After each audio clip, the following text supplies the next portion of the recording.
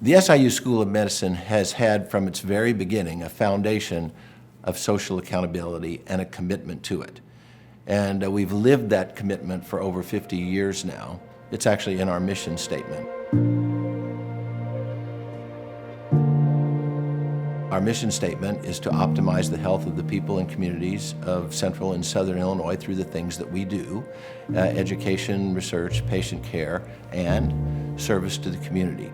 So it's been part of what we do down through the ages, and it's evolved, and the pandemic has allowed it to come to the fore, and I think we really succeeded during the pandemic because we had this solid foundation.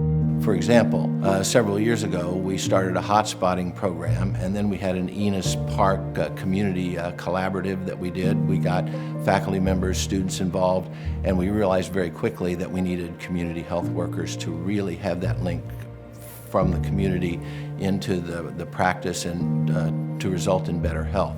When you go and really understand the dynamics of a community, they're complicated, they're challenging, and often, to better understand the community, the easiest place to start is ask the community.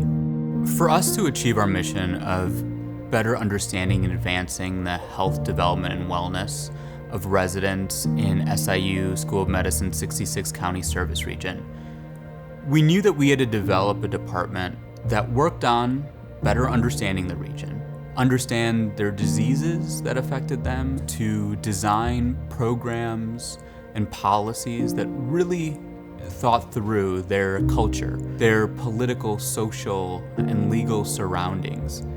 And then in order to take that understanding, use that to build those programs and policies, we also had to sustain them by working through a political environment so we could transform public policy.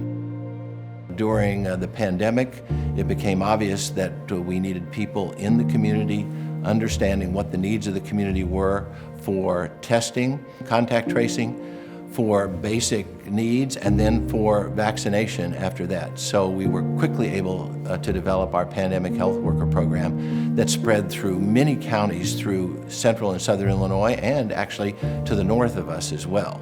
The pandemic health workers did come from the community.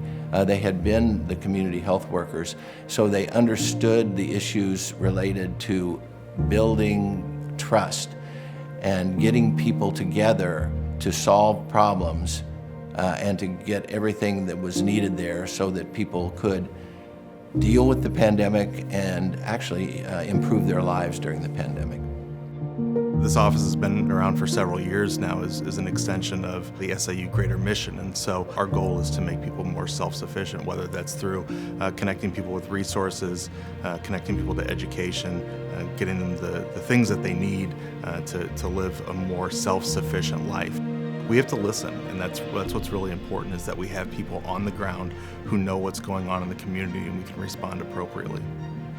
The COVID-19 testing center was different because our center didn't require you to have any symptoms, didn't require you to make an appointment. It was community-wide, it was open. Other places, you had to book an appointment, you had to have a symptom. That wasn't us, because we're exemplifying what community means. Access for all. In our area, there was no testing for children, so we wanted to help solve that problem. In the Metro East area, the greater St. Louis area, we actually established a mobile van. We also did that in Quincy that went to the places of highest need so that it was a very easy type of access for the people in a variety of settings. If you need a test, if you are nervous, if you're scared, come to us, everyone. Everyone. The real intention was, we are here for the community. Having a partnership with an educational institution such as ours was a big win for the health department as well.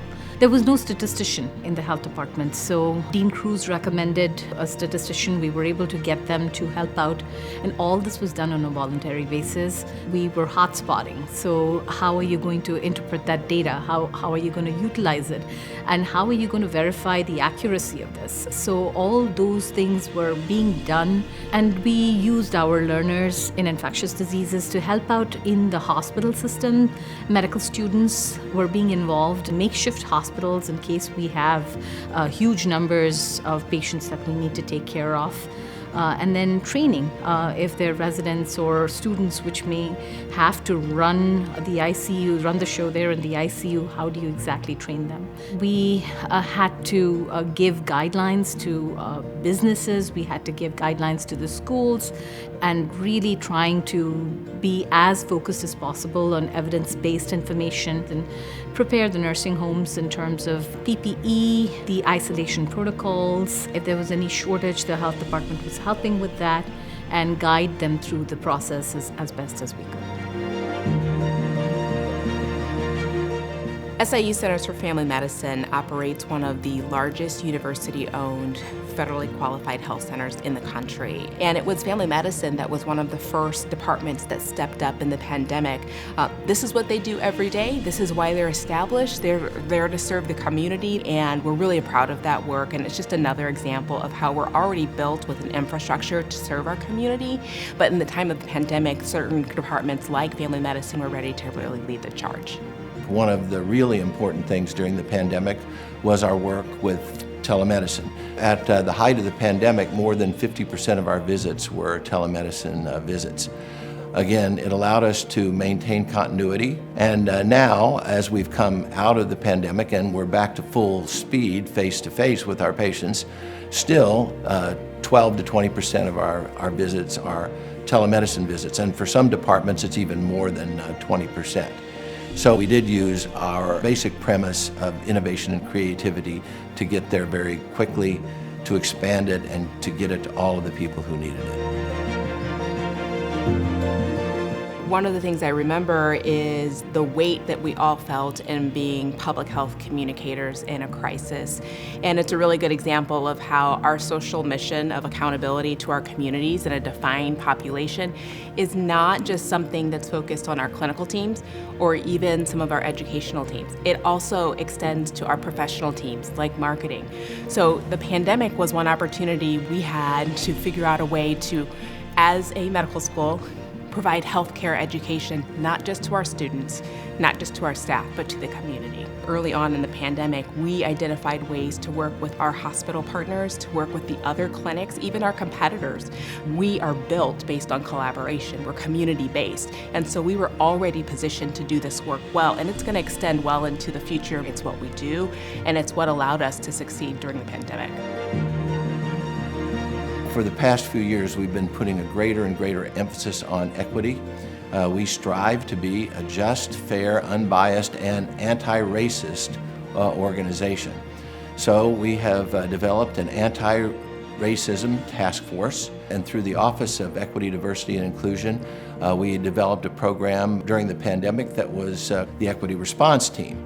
The Equity Response Team focused more on the issues of justice and fairness, and we realized that many programs could be developed, but without changing our own culture, we really couldn't help those in need in the community.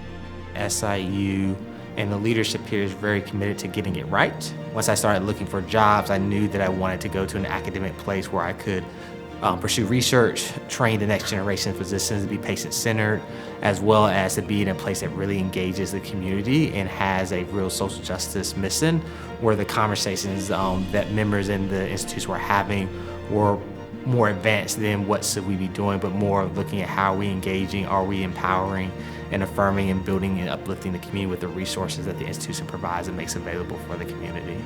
Talking and hearing about Dean Cruz stating that he wanted the institution to become an anti-racist institution prior to George Floyd's murder. And at that time, I had never heard of a dean level position making those sort of statements in a very proactive manner. And so that was very attractive to having a different culture in a way that sort of aligns with my ideal vision of how institutions can be engaging the community, aware and commenting on the realities of the experiences of those members in the community. We're really only as good as our weakest point, and so we want to make sure that when we can improve the health of those who are, especially who are underserved and underrepresented, that raises the entire community, and that's part of the mission of SIU.